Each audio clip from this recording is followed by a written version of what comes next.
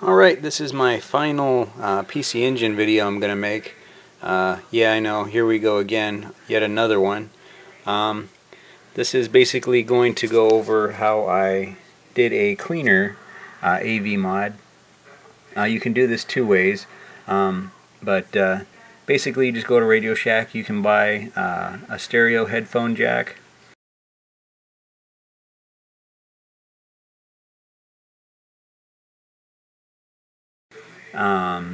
You know, basically works with one of these cables. You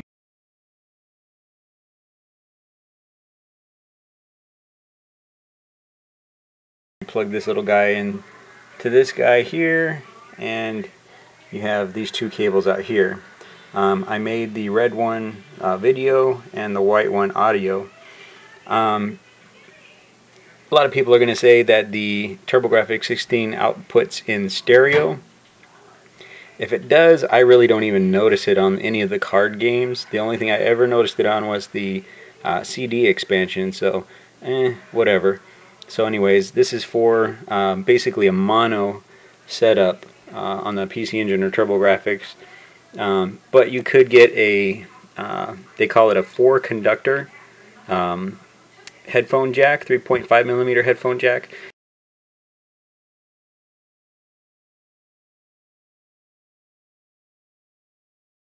It's just like the kinds they use on like camcorders and stuff, and it would be the red, the white, and the yellow, and then you could have the stereo and everything out.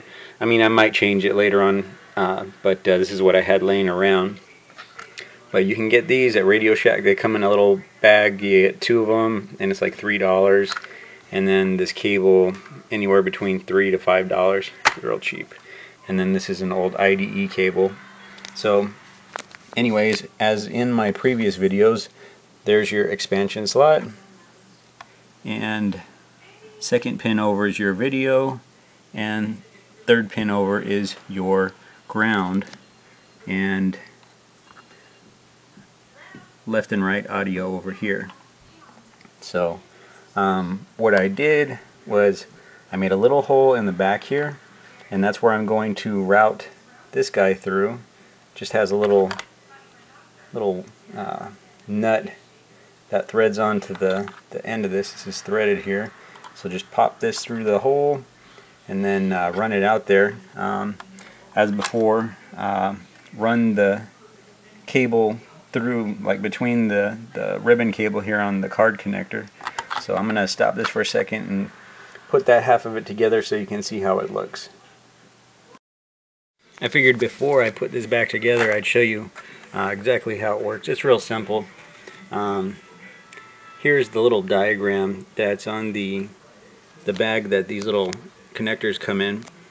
Basically all you need to, you see this is connector 1, that's 2, and that's 3. The little map here is, this one's 1, which is used for ground, then 2 is the next furthest one in, and then 3 is the furthest one in.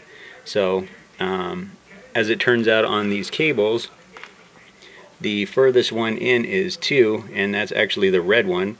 So I wired 2, which is the furthest one away from ground, which is this one.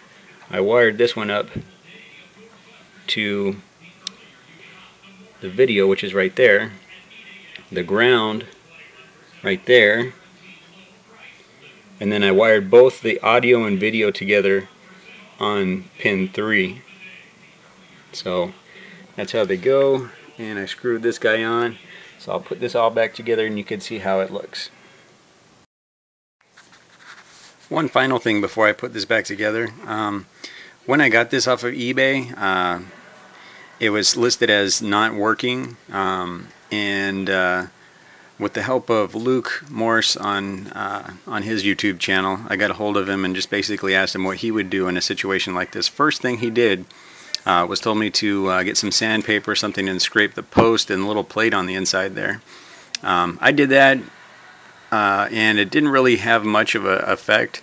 I mean, it was a little corroded in there, but didn't really affect it too much. But after I was messing with it, after talking to him back and forth a little bit, I kind of wiggled the cable in there, and something wasn't getting a good connection. I'm assuming that the plate was kind of losing its spring against the AC adapter going in there. Anyways, I ended up desoldering the little port on here and taking one off of an old modem I had and soldering that guy on here, and it seems to work perfect now. So thanks again, Luke. That was awesome, bringing another system back from the grave, and especially since this one has such a nice white clean case. I really wanted to get it working. I mean, I figured since it was in such good physical condition looking at it that it couldn't have been mistreated too much, so it had to be pretty good. Anyways, put this back together. Okay, here it is all back together. Nice and simple. There's your power adapter. There's the new AV port, expansion port. I got the cover for that. RF adapter. It works, but I mean, the only reason why I kept it on there this time is just to kind of keep the system, you know, kind of original. I don't think I'm ever going to use it, but it's there because to keep it original. But yeah, nice and white, clean system. Couldn't let it go to waste, so let's plug this guy in. Okay, got that one in there, no problem. And power, that one's fairly easy. And this little guy here, plug it in the back. The reason why I redid this one was because making that USB cable kind of sucked, and this way it's two off-the-shelf parts. I mean, this cable, just a couple bucks, Radio Shack. That little jack, just a couple bucks at Radio Shack, and everybody can do this. TurboGrafx 16 and PC Engine. So red one in the yellow and white one in the white. And let's get this on video. There we go. Turn this guy on. Oh, of course we need to put a game in there.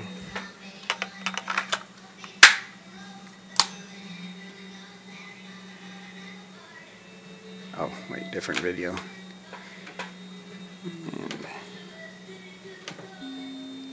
And there we go.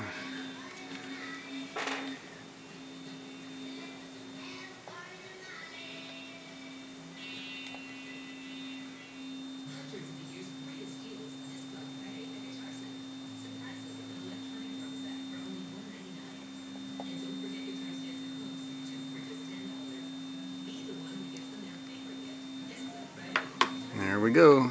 Same game that I demoed last time.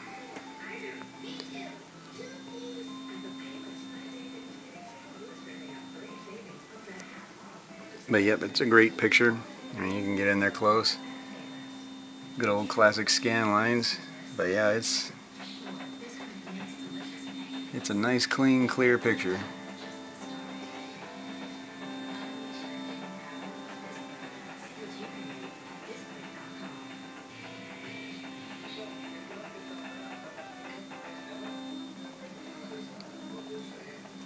Anyways, that's it. Just nice and simple out the back, and a really good picture.